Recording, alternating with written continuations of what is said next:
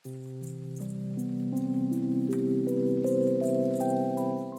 Everyone, welcome to the channel Mystic Tarot. ये monthly reading है March के महीने में। देखते हैं लियो, सन, मून और असेंडेंट लोगों के लिए क्या सिचुएशन है।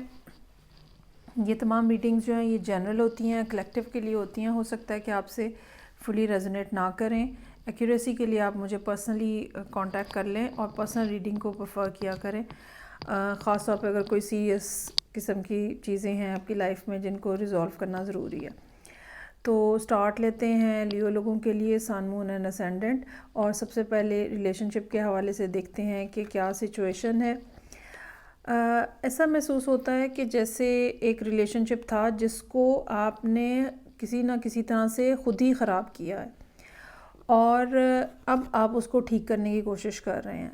एट द मोमेंट ऐसा महसूस हो रहा है कि जैसे आप दोनों के दरमियान में कोई किसी किस्म का कम्युनिकेशन नहीं है। किंग ऑफ सोर्ड्स और जो एम्परर है इसकी मौजूदगी हमें ये बता रही है कि इस टाइम के ऊपर लिया पिछले कुछ अरसे के दौरान लियोज़ की एनर्जी इस किस्म की है जो बहुत ज़्यादा कोल्ड है, लेकिन साथ ही साथ बहुत ज़्यादा फोकस्ड है। वो अपनी लाइफ में क्या अचीव करना चाह रहे हैं, ठीक है, आप उसकी तरफ जो है ना वो बहुत ज़्यादा अपना टाइम जो है उसके ऊपर लगा रहे हैं रादर देन कि आप कोई रिलेशनशिप के हवाले से कुछ बात सोच रहे हैं। ये पिछले कुछ अरसे की बात हो सकती है। अच्छा, इसकी एक रीज़न ये भी हो सकती है कि आपके अंदर ये सेंस जो है वो डेवलप्ड है कि जब तक आप फाइनेंशियली, सोशली स्टेटस आपका कुछ इस किस्म का नहीं होगा तब तक आप इस पर्सन को कैसे अपने साथ जो है वो रख सकते हैं या किस तरह से आप इनके साथ चल सकते हैं।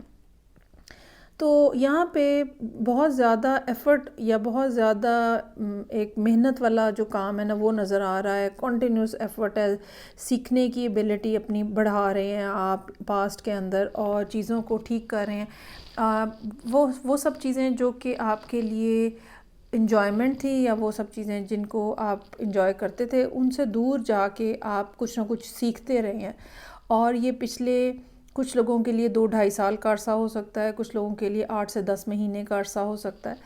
तो आपने बहुत ज़्यादा काम किया है और इस काम करने के बिहाइंड जो सिलसिला था वो हेरोफेंट नज़र आता है। एक कमिटेड रिलेशनशिप है या एक कमिटमेंट है जिसको आप जो है वो लेके चलने की कोशिश कर रहे हैं। जो पर्सन है यहाँ पे उसके लिए लवर्स का कार्ड है। कोई ऐसा शख्स जिसके बारे में आपको यकीन है कि आपका सोलमेट है और आप जो है वो, लेकिन आप दोनों के दरमियान में जो डिफरेंस है वो आपको मजबूर कर रहा है अपने आप को बिल्टअप करने में। अच्छा, ये फाइनेंशियली बिल्टअप होना भी हो सकता है, ये मॉरली भी बिल्टअप होना हो सकता है, ये स्पिरिचुअल बिल्टअप होना भी हो सकता है। ऐसा महसूस होता है जैसे आपने अपने आप को स्पिरिचुअली ग्रो हुए हैं आप। अब यहाँ पे डेथ का कार्ड जो है वो भी मौजूद है। ये भी एक ट्रांजिशनल फेज़ की तरफ इशारा करता है, जैसे पिछले 1 साल या 1 से ज़्यादा साल में एक पूरी ट्रांजिशन हुई है जो कि आपने देखी है बीइंग अ लियो पर्सन और आपने बहुत सारी चीज़ें सीखी हैं उसमें। और ये एक स्पिरिचुअल अवेकनिंग भी हो सकती है जिसमें से आप गुजरे हैं और अब आपको चीज़ें जो है वो क्लियरली समझ आ रही हैं। ख्वाहिश आपकी ये है कि आप फौरी तौर पे इस पर्सन की तरफ चले जाएं, भाग के चले जाएं क्विकली। लेकिन काम जो आप कर रहे हैं ना वो नाइट ऑफ पेंटिकल्स वाला कर रहे हैं। जब तक श्योरिटी नहीं है तब तक आगे ना बढ़ा जाए, जब तक स्टेबिलिटी नहीं है तब तक आगे ना बढ़ा जाए। दूसरी बात ये है कि अब की बार चूँकि ऐसा महसूस हो रहा है ये सेकंड टाइम है, आपको पता है कि एक दफ़ा आपने इनको शायद गोस्ट कर दिया हुआ है। 7 ऑफ सोर्ड्स का कार्ड है यहाँ पे, तो ये second time, at least second time तो होगा।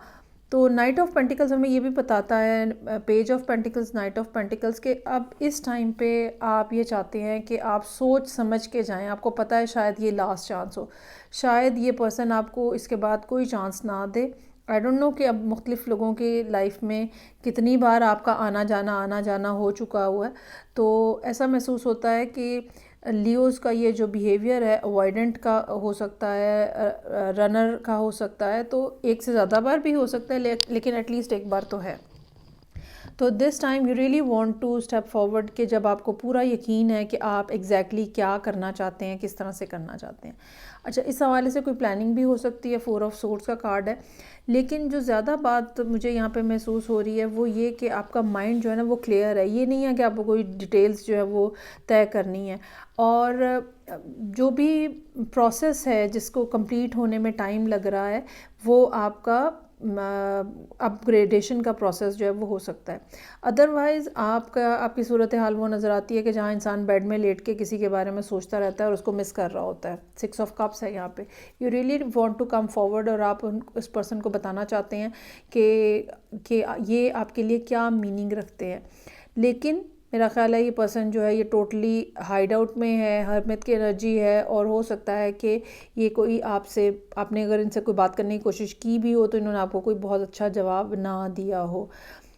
मेरा ये ख्याल है कि जब भी आपकी कम्युनिकेशन होगी, king of swords, queen of swords मौजूद है, जब भी आपकी कम्युनिकेशन होगी ये पर्सन काफ़ी ज़्यादा सवाल जवाब कर सकते हैं। यही चीज़ शो करती है कि एक रनर चेजर के जो डायनामिक्स है वो काफ़ी ज़्यादा यहाँ पे प्रोमिनेंटली नज़र आ रहा है।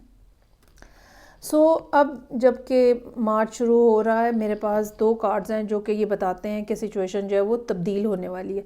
Page of pentacles, you will be till the end of the month, या 15 मार्च के बाद आप, बल्कि 15 मार्च भी नहीं कहना चाहिए, लास्ट जो वीक ऑफ द मार्च होगा मोस्ट प्रॉब्ली तब नज़र आ रहा है। तो आप रेडी होंगे इस पर्सन को ऑफ़र करने के लिए, सॉलिड कुछ ऑफ़र करने के लिए, और सूरत हाल जो आप दोनों के दरम्यान में अभी चल रही है जो कि बिल्कुल डेड है या बिल्कुल क्वाइट है, वो जो है ऑल टुगेदर चेंज होती हुई फिर नज़र आ रही है। अच्छा, इसमें एडवाइस के कार्ड्स में पहला कार्ड है don't let your past hold you back. जो भी कुछ माजी में हुआ है, अगर किसी और ने आपके साथ कुछ नेगेटिव किया है, अगर आपके कोई फैमिली के इश्यूज़ इस किस्म के हैं, तो इस तरह की किसी बात को इस पर्सन के ऊपर आप अप्लाई ना करें, ठीक है। और अपना रिलेशनशिप जो है ना वो स्क्रैच से शुरू करें और पॉजिटिविटी के साथ स्टार्ट करें। दूसरा कार्ड जो है वो है your hard work is paying off. अच्छा, अब ये हार्ड वर्क जैसे मैंने पहले कहा फाइनेंशियल भी हो सकता है, लेकिन ये हार्ड वर्क अपने आप को ग्रो करने का भी हो सकता है, हीलिंग का प्रोसेस भी हो सकता है, और आहिस्ता आहिस्ता छोटे छोटे बेबी स्टेप्स के साथ आप अपने आप को ग्रो कर रहे हैं, और आप किंग ऑफ सोर्ड्स से एम्पर की एनर्जी के अंदर शिफ्ट होते हुए नज़र आ रहे हैं। अच्छा जी, ये तो हो गया रिलेशनशिप का सिलसिला। अब हम आ जाते हैं करियर के मामलात में। करियर के जो मामलात हैं उसमें भी ऐसा महसूस होता है कि टाइम आपने लगाया है 8 ऑफ पेंटिकल्स का, और अपने आप को आपने मैच्योर किया है, या तो आपने कोई स्किल सीखी है, और या फिर आपको जिसको कहते हैं ना प्रमोशन मिल गई है, कोई इस तरह की कोई बात जो है वो नज़र आ रही है। ये भी हो सकता है कि अगर आप पहले किसी भी ऑर्गेनाइजेशन में अगर आप एक लेवल के ऊपर थे, तो अब आप उससे हायर लेवल के ऊपर चले गए हैं, जिसमें ना सिर्फ आपकी प्रमोशन हुई है एज अ पर्सन, लेकिन साथ ही साथ आपका जो दायरा कार होता है, जो वर्क डायनामिक्स हैं आपके, वो भी चेंज हो गए हैं, और आपको ज़्यादा अथॉरिटी, ज़्यादा कंट्रोल जो है वो मिला है।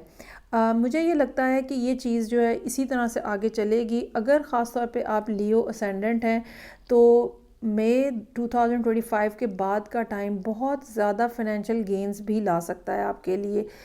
बहरहाल इसमें पर्सनल चार्ट की भी अपनी अहमियत है। तो लोगों के साथ कम्युनिकेशन रखें, लोगों के साथ बातचीत रखें, लोगों को अपना बहुत ज़्यादा हार्श साइड जो है वो ना दिखाएं, बल्कि लोगों के साथ इस किस्म की कम्युनिकेशन रखने की ज़रूरत है जहाँ पे वो खुल के आपको बता सकें, ख़ास तौर पे आपके सबॉर्डिनेट्स, आपके जूनियर्स या आपके कोलीग्स जो हैं। यहाँ पे एडवाइस का पहला कार्ड जो है ना वो ईगल का कार्ड है, जो कि हमें ये बताता है कि आप जिस रास्ते के ऊपर चल रहे हैं, यूनिवर्स ने आपको इधर पुश किया है, और आपको इसके बारे में बहुत ज़्यादा साइंस और सिंक्रोनिसिटीज मिल रही थी। नंबर्स आपके सामने आ रहे होंगे, साइंस आपके सामने आ रहे होंगे। हो सकता है कि किसी के सामने कोई फेदर टाइप के कोई भी साइन भी आए हों, या पर्टिकुलर कोई बर्ड बहुत ज़्यादा आपको क्लिक कर रहा हो, कुछ ऐसी भी बात हो सकती है। तो इन साइंस के ऊपर ज़रूर गौर करें। दूसरा कार्ड जो है वो अर्थ मैजिक और फेरीज़ का कार्ड है, जो कि मैं समझती हूँ कि गुड लक है। ये कार्ड हमें ये बताता है कि यूनिवर्स जो है ना वो आपकी एफ़र्ट्स को वैल्यू करती है और आपके साथ जो है वो एक पॉजिटिव एनर्जी जो है फेरीज़ की, जो कि बज़ाहिर हमें ये लगता है कि शायद कोई इमेजिनेटिव किस्म की है, लेकिन ये वो पॉजिटिव एनर्जीज़ होती हैं जो हमारे इर्द गिर्द मौजूद होती हैं और हमें अपलिफ्ट कर रही होती हैं। तो इन एनर्जीज़ के साथ आपको रखा गया है या ये एनर्जीज़ आपके साथ अटैच्ड हैं, तो आपको इनका ज़रूर बेनिफिट जो है वो लेना चाहिए। और आने वाला टाइम इस लिहाज से बहुत पॉजिटिव हो सकता है आपके लिए, अगर आप अपने होराइजन्स जो है ना उनको मज़ीद एक्सपैंड करें, लोगों को अपने साथ इन्वॉल्व करें, सिंगल हैंडेडली काम करने की कोशिश मत करें। सो ये थी रीडिंग जो कि लियो लोगों के लिए थी, sun moon and ascendant. Feedback का मुझे इंतज़ार रहेगा। मैं आपसे नेक्स्ट रीडिंग के साथ फिर मिलूँगी। अपना बहुत ज़्यादा ख्याल रखिएगा। खुदा हाफिज़।